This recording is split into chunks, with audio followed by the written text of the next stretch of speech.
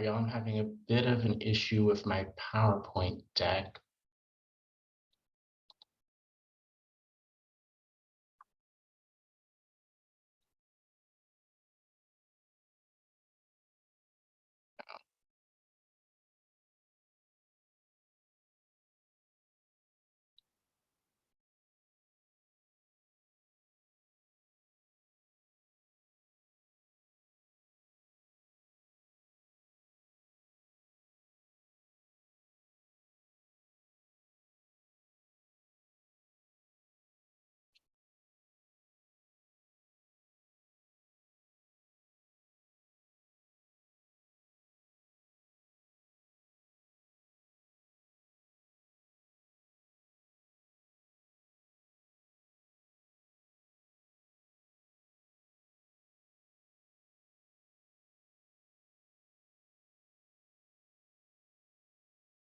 Sorry for the delay, everyone.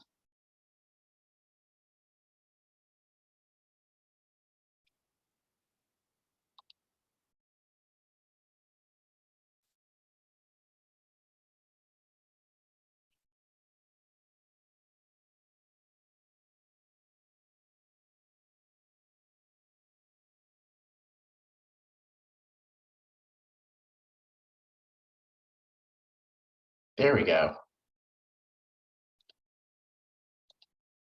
Thank you for your patience. And good morning. My name is Justin Goddard, and I am very excited to talk with you all about creative placemaking on vacant, abandoned, deteriorated, or bad properties. I'm joined by Saisha Bird and Daniel Iguhisa, both of whom are past participants of the Community Revitalization Fellowship. And we plan to spend the next hour talking about placemaking as a means for centering revitalization around resident voices and marginalized communities. The first half of our session will introduce common placemaking concepts and share examples from Daniel and Saisha's work in Reading, Pennsylvania and Syracuse, New York, respectively. While the second half will serve as an opportunity for the three of us to really explore the challenges and opportunities inherent in pursuing placemaking. Before we can explore some of those positive outcomes achieved through placemaking, it's really important that we start by developing a shared understanding of what creative placemaking is and how it connects with that property challenges. I want to start by revisiting the equitable revitalization framework, which you saw during Crystal and Odetta's session yesterday. They presented this framework as a methodology for how communities can correct broken property systems and address vacancy in ways that prioritize both the physical spaces themselves and the people who live near them. While I assume that everyone supports the ideas underpinning this, in practice, we often see communities struggle to embrace the people-centered elements of the framework. Oftentimes, communities will make great strides in addressing vacant properties through improved practices, while simultaneously leaving residents struggling to see where their values, their history, and their culture are reflected in those changes.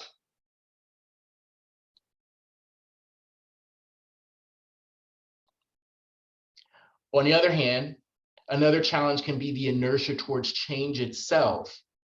I know this isn't new to most of you on this call, but the communities that we work in and care about oftentimes resemble this photo and have looked that way for decades. Residents of these communities have witnessed policies and practices which at best showed a lack of concern for their neighborhood and its quality of life, or worse, sought to actively harm it. With those kinds of lived experiences, it can really be difficult to convince residents that not only is change possible, but there can be vision beyond the overwhelming vacancy of the present. So how does creative placemaking connect to these challenges? Here at Community Progress, we define creative placemaking as the practice of enhancing neighborhood quality of life through arts, culture, and intentional community development to meet the vision of the people who live, work, and play in a space. From our work with communities across the country, we've identified 3 essential elements that define creative placemaking, especially when addressing distressed properties. The first is that it must be place-based. Creative placemaking practitioners root their work in a specific place with the goal of serving the people of that place. This includes making sure projects reflect the physical, social, and economic priorities of the community. The second, and what I feel is a critical piece, is that creative placemaking centers the local community. This can be done in a multitude of ways, but generally takes the form of engaging with residents and small business owners to brainstorm what a place can or should be, inform what it is now, and how it should remain. Last but not least, creative placemaking is one tool that can and should be used alongside other strategies like housing preservation, economic development, and resident serving programs, including social services.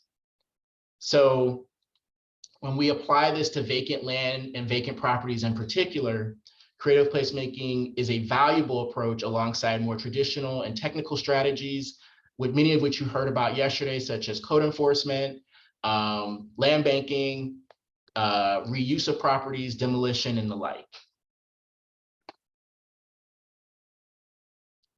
The theory at the core of creative placemaking is that when art, culture, and creativity are integrated into revitalization work, the community engagement and visioning process becomes much more robust. It creates a distinct sense of place, and it leads to more resident involvement in those revitalization efforts. Then, when residents lead redevelopment efforts, this generally inspires more interest and commitment from other grassroots residents and local businesses. Ultimately, this can lead to better planning efforts to address harms caused by bad properties, and ultimately lead to more lasting positive outcomes. However, none of this can take place if residents are not at the center of these decisions. I cannot say that enough. Placemaking or not, who and what occupies a property matters and needs to reflect the goals and community surrounding it. So reflecting back on those challenges described in the first 2 slides, creative placemaking is a powerful revitalization strategy due to its ability to foster change in communities that reflects both place-based and people-centered needs. One thing I always like to flag with this is that while the field of creative placemaking as we know it is new, it is extremely important to recognize that the practices and activities this definition describes are not, and that marginalized communities in particular have always used arts and culture as a way to cope with and heal from traumatic experiences, organize and protest against discriminatory conditions, address community challenges, and improve quality of life. So wrapping up my portion of the presentation, I'd like to end with an example of creative placemaking in action.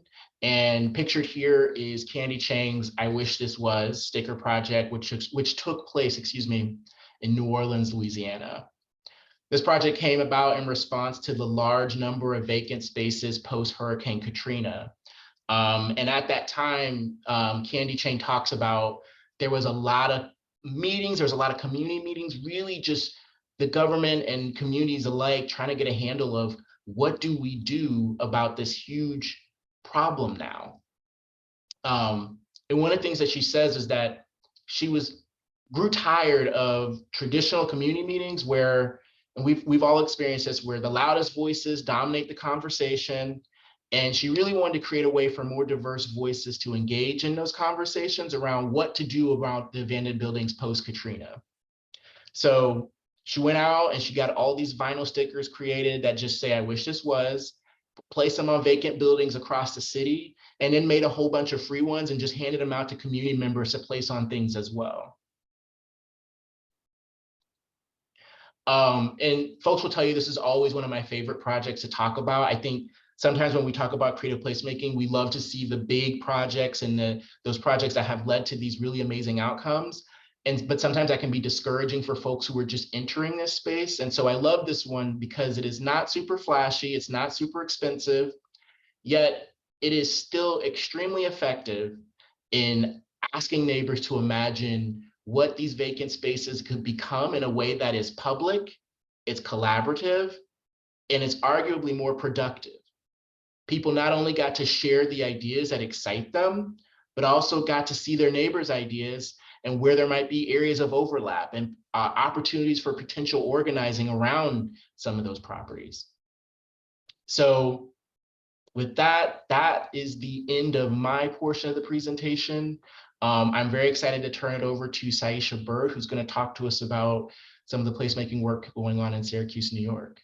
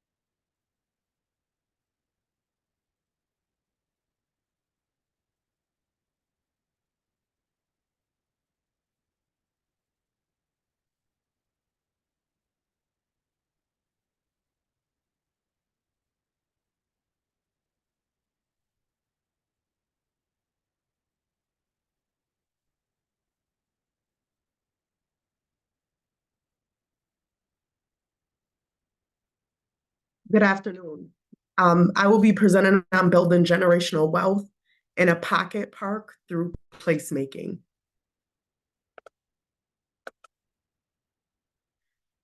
The image in front of you is an image of an empty lot that was empty since the 1970s. There was a building that caught fire and was buried underground. And as you can see, there's bricks and tons of things, that toxic waste that was buried when this building burned. This empty lot is on the corner of 484 South Salina Street in downtown Syracuse. It sits on a major corner that connects 9 different city neighborhoods, including the North Side, downtown, the Highway Exchange, the university and hospitals, Syracuse Housing Authority, the South Side of Syracuse, the Rescue Mission, the Near West Side, and Armory Square. We started looking at this area and dreaming about what we could do as a community to make change to this empty lot that I stood as a kid watching a parade. Every year, the St. Patty's Day parade, I would stand on that lot and dream about what it could be. And so we started in September 2018 surveying community. And 2 of the questions that were asked was Syracuse can be and Syracuse needs. And as you can see, some of that response was Syracuse can be vibrant and diverse, inclusive and successful, great and resilient, spectacular, even greater. And under Syracuse needs, community really felt that we need to embrace diversity and inclusion, the art, community, more jobs and better roads, positivity, safe parks, public art, and parking, which is always an issue. We also listened a lot, and this is what we heard. We heard that having something that's the carrot, they're gonna come because it's new. What's going on to keep them coming back? People support what's new. We will check it out once and then decide if we'll come back. I want to learn little snippets of information, but not be bombarded. Syracuse has a love affair with its history. We love to hold on to the past. Downtown Syracuse, what we heard, the insight, the culture is cold. I can see the disparities between the downtown and the suburbs. Destiny Mall killed downtown.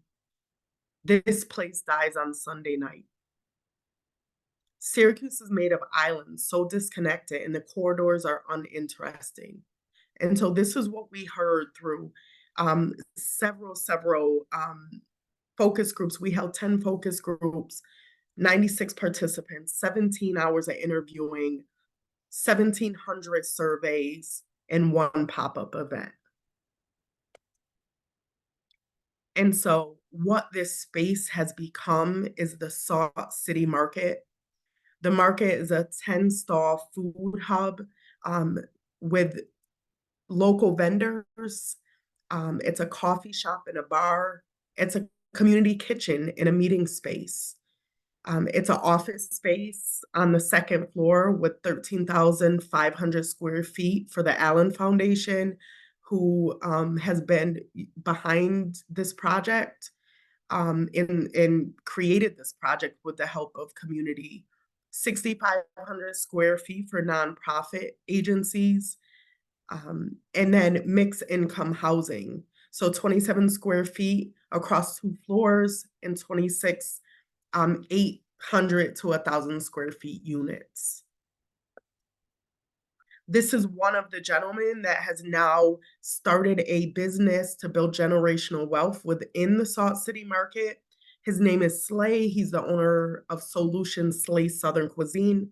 Our goal is to really bring diversity and inclusion and community together. The goal is to develop a meeting space. We heard over and over from community members that there was no space in our community to bring people together, enjoy a good meal, break bread, and have conversations. And this space, the Salt City Market, has become this because of vendors, business owners, new business owners like Slave from Solutions. Next, I'll move on to our second project.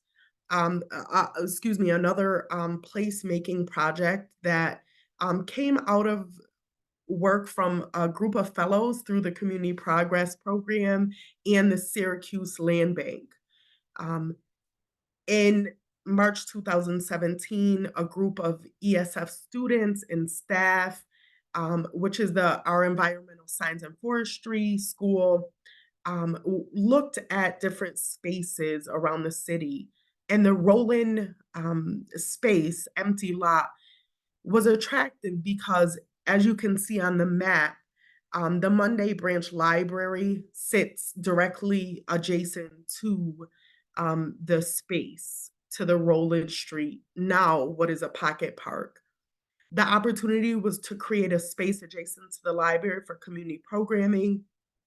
It is a large site with great trees. We did have to take down a couple of them recently, but and the constraint was neighbors are very close to the space. It's a constraint, but it's also a positive attribute because those neighbors watch the space, they keep an eye on it, their children update the garden. So the vision was to provide opportunities for kids of all ages to gather, relax, and play, and to expand the library programming outdoors. The library is a nice sized library, but they really wanted to do some nature educational training around how do you grow your own food. Um, Currently, these beds pictured, this brick bed, there's 4 of them, are filled with watermelon plants and tomatoes and herbs that the children in the community are tending to. This was the one of the renditions of the visions that they wanted this to look like, listening to the community. They felt that the possibilities were endless. So this is, seating.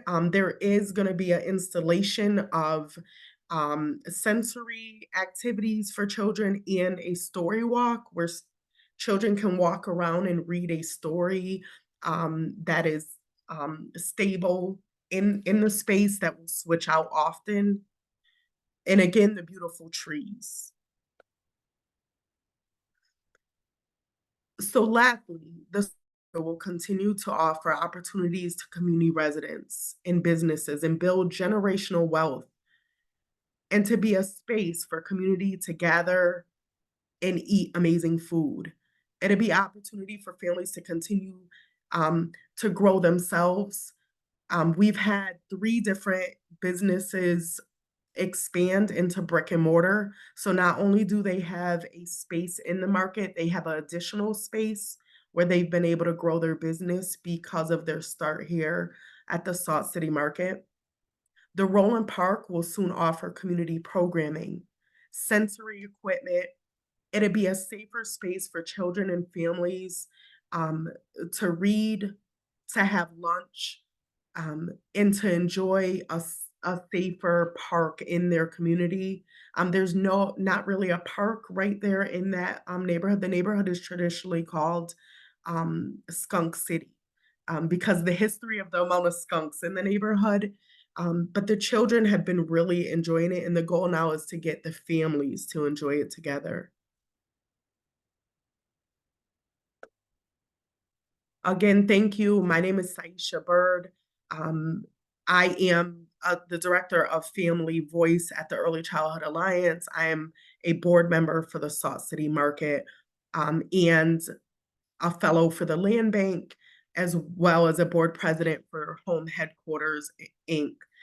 So my information is on the screen. Please feel free to contact me.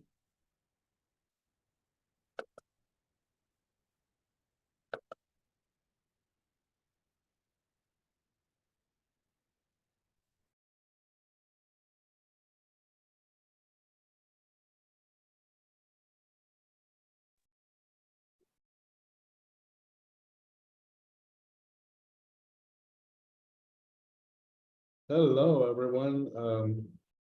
Please bear with me as I share my screen. The presentation.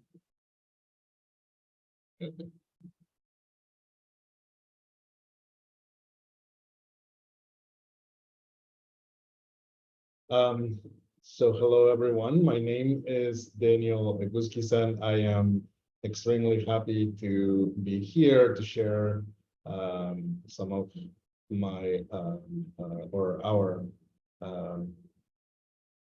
lessons learned using creativity to dream of a new barrio here in Reading, PA. As I mentioned, my name is Daniel Eguskisan. I am the executive director of Barrio Alegría. Barrio is a community engagement organization that utilizes the arts. And we want to provide opportunities for neighbors to create change in their communities, to transform their own communities. We are located in Reading, Pennsylvania, which is a beautiful community that has had its fair share of challenges, suffering through disinvestment, et cetera, et cetera. In 2015, the city administration used an assessment tool called the STAR certification to measure areas of sustainability.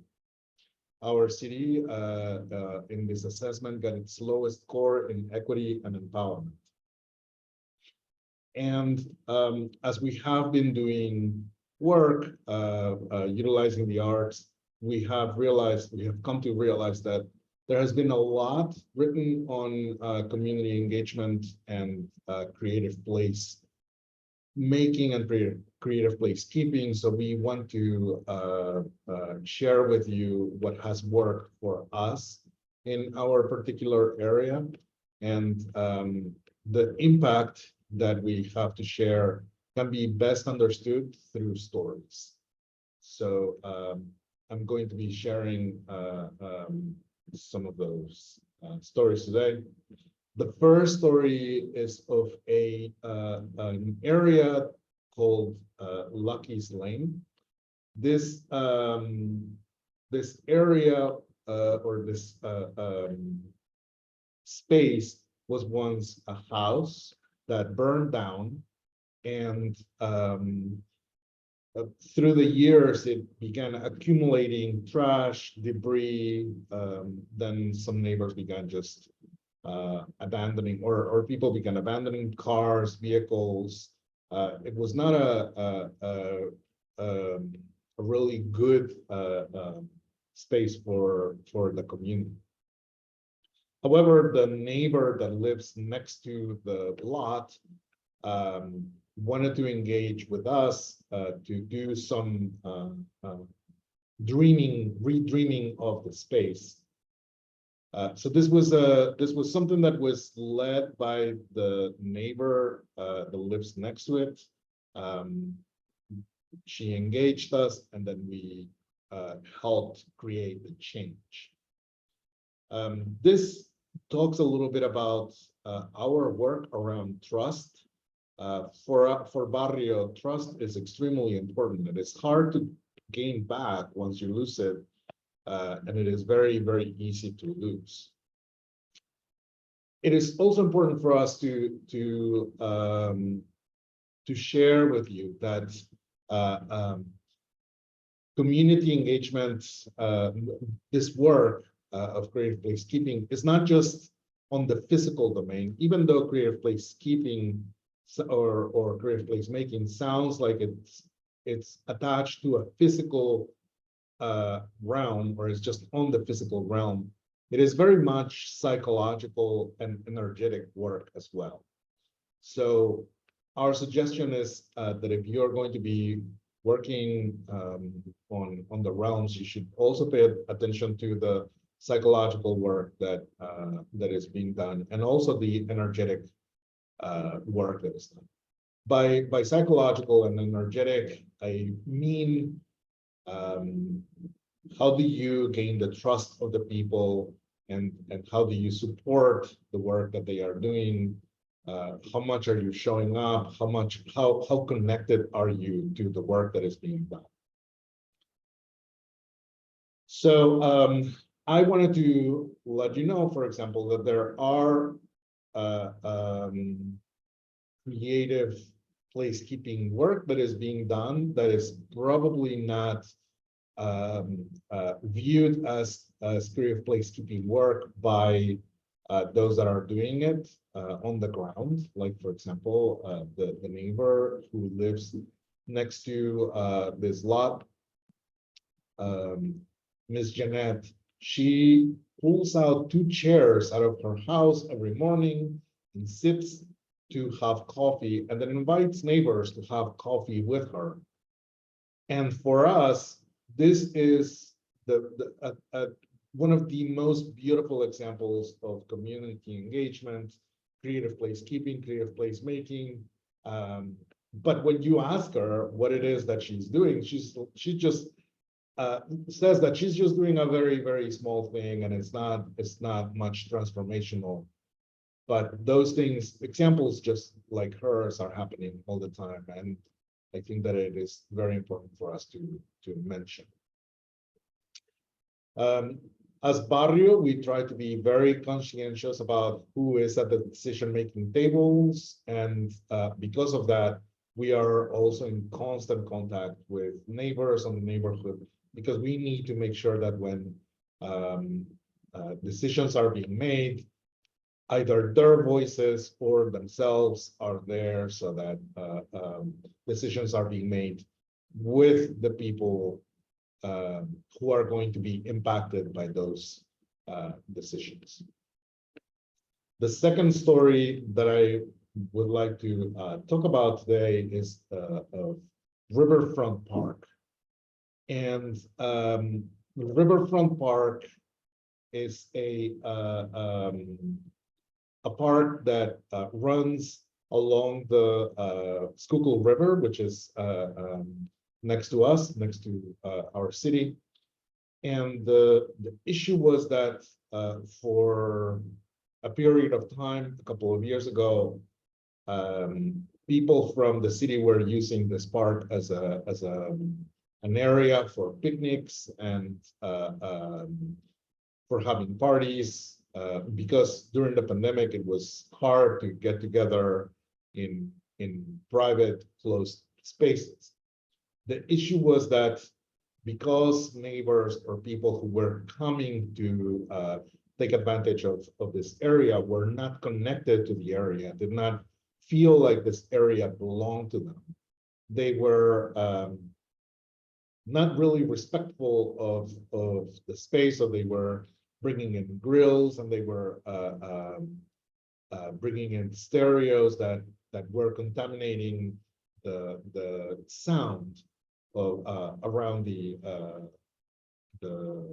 park and the river.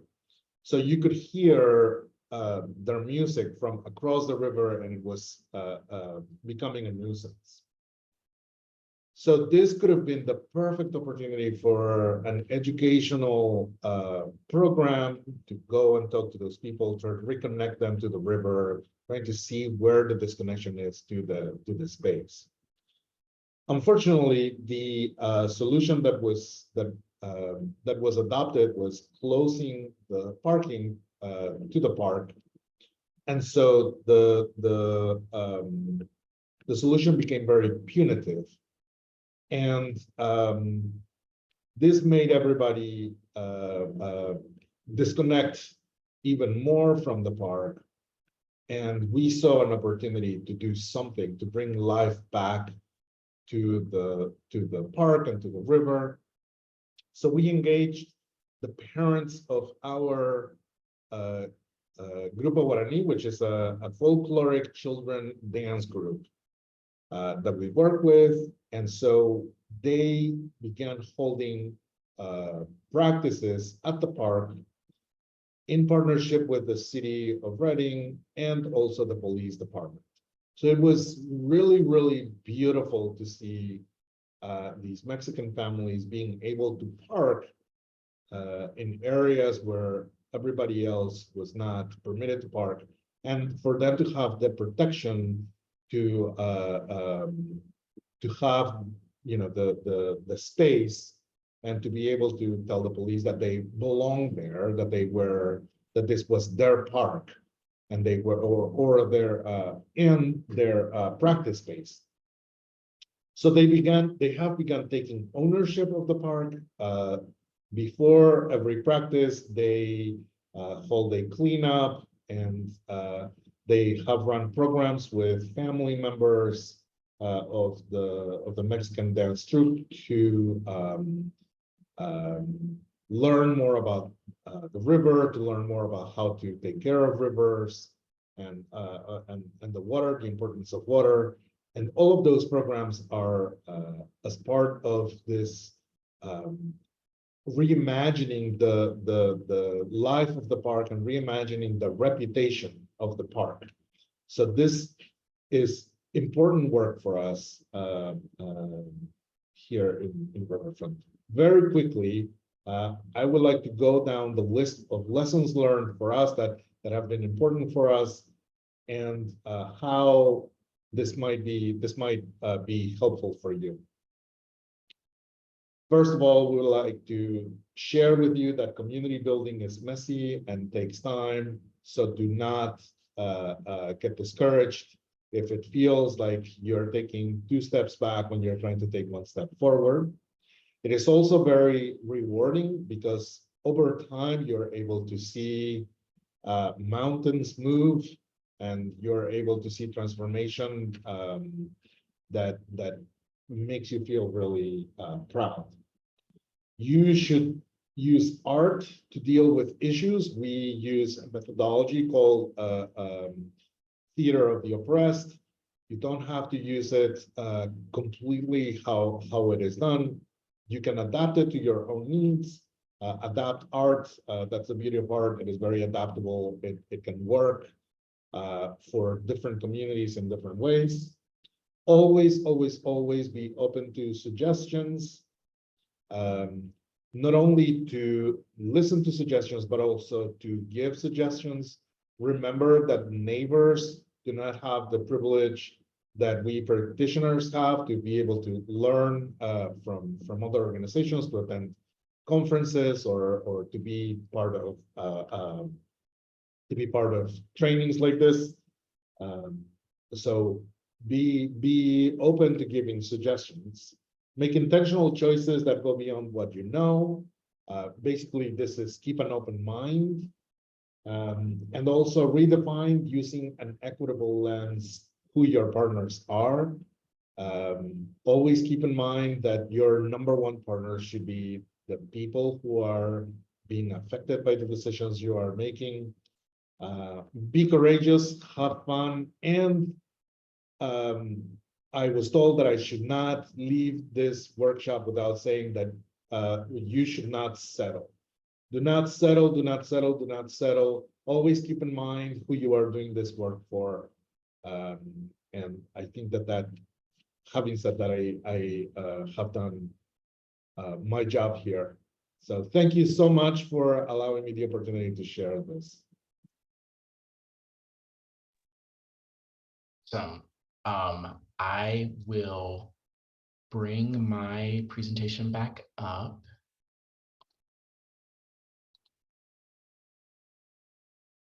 And then we're going to have everyone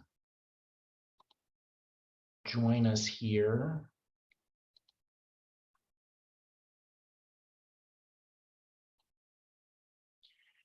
To kind of move into that second part of the session. First, thank you to Daniel and Saisha. I view them as experts. They have a wealth of knowledge that goes beyond just the amount of time they had to talk about creative placemaking today. And so with that said, one of the things that we wanted to do was just take some time to explore some of the details of their experiences. So I pulled together a few questions just to foster a conversation where we can journey a bit deeper into the challenges faced and the opportunities they've observed through creative placemaking. One quick housekeeping note for everybody in the audience. While we are engaging in the conversation, I encourage you to submit questions into the Q&A. What my goal is to sort of, as we're talking, begin to fold in your questions into our dialogue as it makes sense and as we move forward.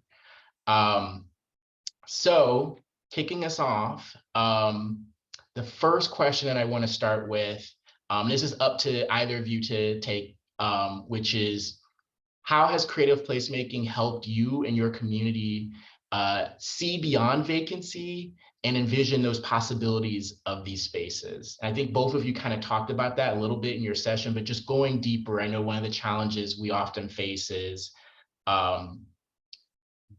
being able to see past the now, see past the vacancy to what is possible, what those purposes can be. I can jump in. I think it gives us an opportunity to fulfill the dreams, right? To have those large visions, to really have conversations with community. I know anything I do, it's all about co-designing and co-creating. So how do you bring community in, give them all the tools they need to be successful in redesigning a new space? And I think it's listening. A big part of placemaking and understanding how to make change in your community is listening to what the community continues to say. I think it's exciting, right? Once you get your hands in, but it's also scary. What if that pocket park brings too much attention to the neighborhood, right? So you have to consider all of those things when you're thinking about placemaking.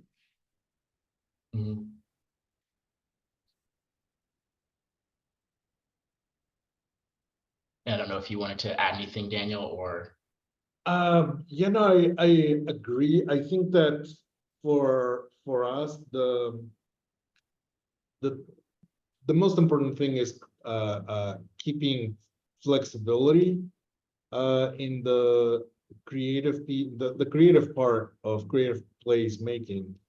Has taught us a lot, and being creative, being adaptable, making sure that we are creating spaces for those that are usually not at the table is what is important. Justin, could I also add, like, we're able to invite, new for Salt City Market. We have folks that have never owned businesses now running their own restaurants, right? Their own food stalls. We've been able to highlight artists and right here in our community, folks that paint murals in streets and create, turn abandoned buildings into museums and places to really see and feel and touch art. Mm. It looked like you're going to add something. I don't want to cut you off if you were. I just wanted to say that I love the idea of generational wealth being developed because of the programs of creative placekeeping. It's just amazing. Yeah, and Saisha, please feel free to say, like, Justin, that's not correct. But I think one of the things that you all have seen through Salt City Market is that it's almost become a incubator space for those folks who, I've been cooking in my house, or I've been cooking meals out of my house and stuff. Now I have a place where I can kind of professionalize, and then, it almost being a way stop of, hey, I start here at the Salt City Market, and once I get a following and I've kind of learned the things I need to learn, then I go out and I get my own space, and that could be a vacant space that now I'm turning into my restaurant space. So it's really cool to see that sort of continued process through the market. There was a question, there are two questions here in the chat that I think kind of take us a little deeper on this question around possibilities and bringing community with you. I'm going to kind of rephrase both of them to say, how long did it take with the community members you all are working with to really create that group and build that trust to be able to do things? And I know that's one of the more difficult things, is essentially getting the trust of people around you to say, yeah, I'm willing to put in on this. I think it's different for each project in each neighborhood, right? Some of our neighborhoods have had some severe trauma, right, in the history of our city, and promises broken, and so I would say it depends on the neighborhood and the project. I would say for Salt City Market, it took a good until the building was built and the doors open for folks to come in and say, whoa, it really happened. Like, you're just not talking the talk, but you're walking the walk. And through the Salt City Market, we created a board. I'm one of those board members, so we created the Syracuse Urban Partnership. We call it SURUP, to support the project. So I believed in it so much, I became a board member so that I continue to be a part of the Salt City Market. Yeah, and I think that some of the things that of course are going to come up are issues of funding, right? How can we do this how can we scale this into spaces where there's not abundant funding for projects such as this? We started Barrio with the Daniel Aguskiza fund, so it was the money was coming out of my own pocket, and we started very, very small scale. Our first headquarters, our first office was the second floor of an abandoned warehouse, and we had to make work. So things are already happening probably in those communities. It's just how do we find those people that are already doing the work and connect them to funding so that they can thrive and grow. Mm-hmm. One thing that I will add, and this was something that we really thought about and were able to do, and our now president and CEO would not allow me to continue without saying this, but as part of the most recent cycle. So we didn't have this session during the cycle you participated in, CRF Daniel, but we did during your participation, Saisha, which was having a session around how do you get money? How do you get grants? That's like the biggest question. And it's a great question of, okay, this all sounds great, but like, where are the dollars to make it happen? And talking around like, hey, just because you're a community resident or a community leader does not mean you cannot access grants or philanthropic dollars. So it's just sort of knowing the language and the tools to get there. So I want to leave with that, or say that too, of like, that is just as accessible to anybody, those kinds of dollars. And I kind of want to lead it into you, Saisha, because I know there was a question here around just what were the funding kind of capital, or how are you able to get capital to do Salt City Market? So I kind of want to kind of bridge it to that. So Salt City Market is actually a nonprofit. We're called Syracuse Urban Partnership. And the money came from the Allen Foundation is the builders, right? They're the funders of this project, along with JP Morgan Chase. So that was the capital. That's where the money came from. And the contractors on the job were VIP. COVID set us back. And during COVID, prices went up, and so we almost didn't. We had a lot of pushback, a lot of start dates pushback because supplies didn't come in. So that increased cost, and originally it was supposed to be another floor of apartments. So we would have had additional floor, but sometimes you have to change directions because of timelines and funding. But the Allen Foundation really powers this project with the vision of the community. So I want to shift gears a little bit. One question that I wanted to ask, and I want to start with you, Daniel, and not to pick on you, but I know me and you have talked about this a little bit in conversation, but just if we could explore just some of the challenges in sort of doing creative placemaking projects and in working with local government. That's not to say local government isn't great and they're not supportive partners, but sometimes it takes a moment to kind of get them up to speed, to get them to also see the vision and kind of build that trust. So I was wondering if you could start us off in that kind of with that question around sort of challenges and how you overcame them working with local government. Yeah. Thank you for that question. I went to school for art. My degree is in watercolor. So here I am leading a community engagement organization. So my credentials are not there for community development, economic development. So most of the time when we spoke to city government, the lens was, well, let me read your credentials. Like, what have you done?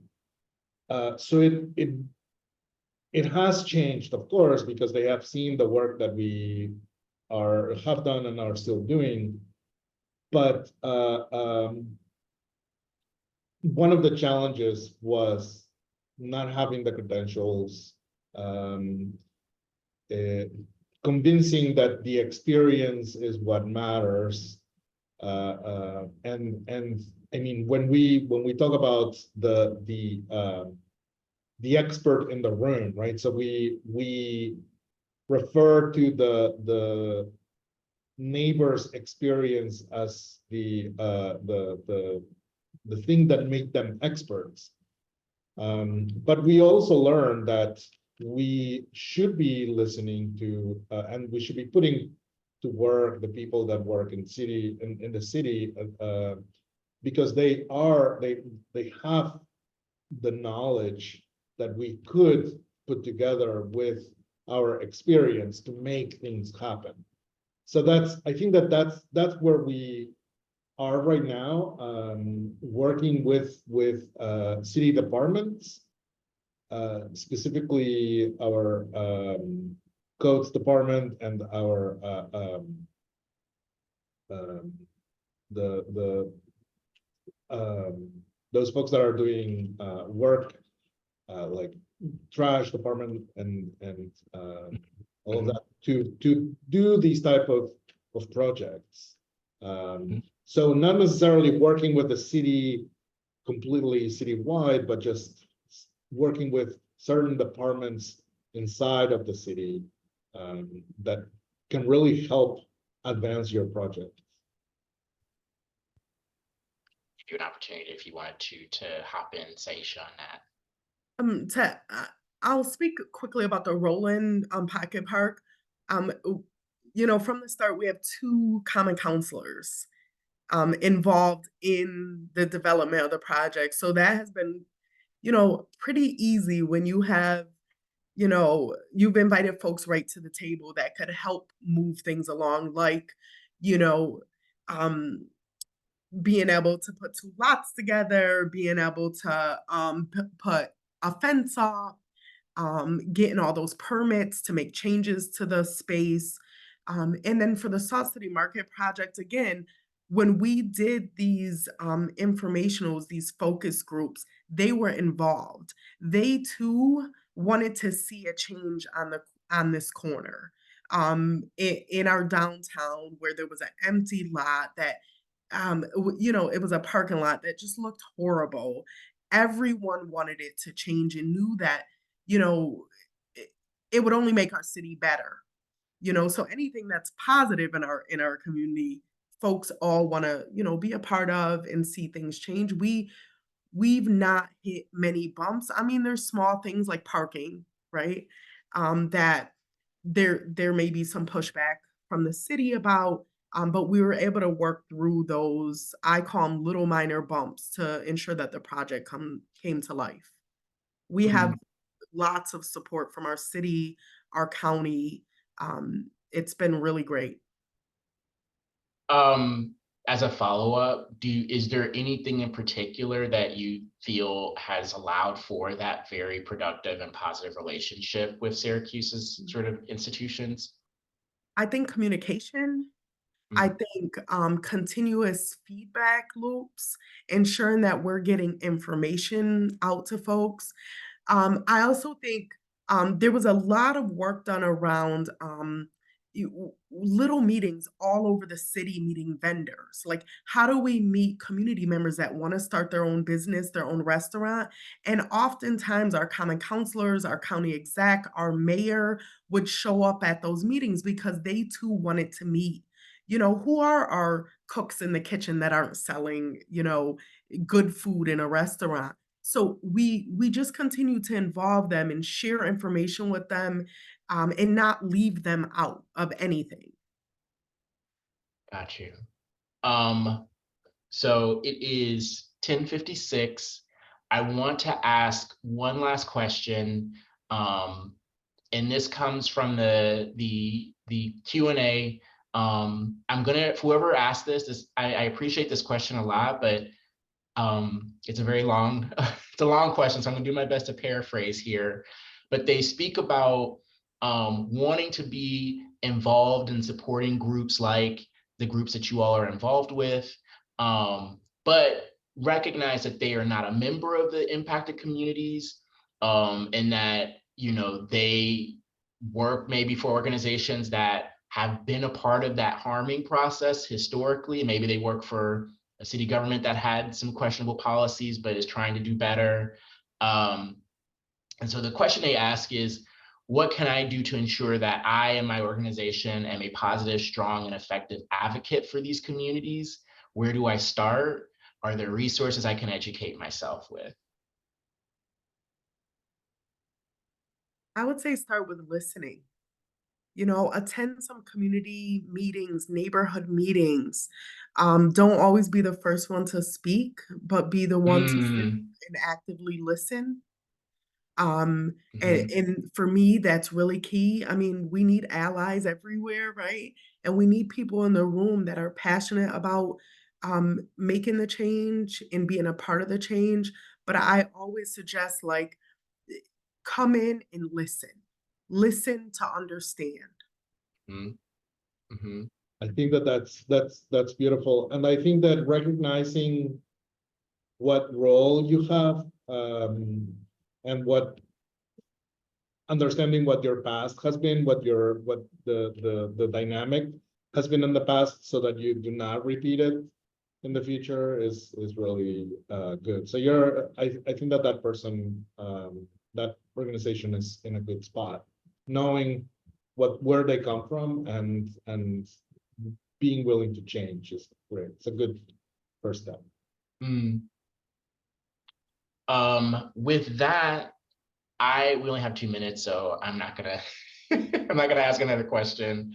I just want to take a moment to just first say thank you again to Daniel and Saisha. I always believe I have the honor of getting to work with folks. I always recognize that I am working at the national level. So there are many conversations that I am not aware of, and I can't know those grassroots experiences. So I always feel honored to be in partnership and to be as supportive and a co-conspirator with folks like Daniel and Saisha, who are really at the grassroots level, really doing the day-to-day work and show up how I can. I also just want to thank everybody for attending. I believe Tamara would like for me to say that we're going to go to lunch break, and our next session will begin at 1 p.m. Eastern time. And that is all. Thank you so much, everyone. Thank you. Thank you.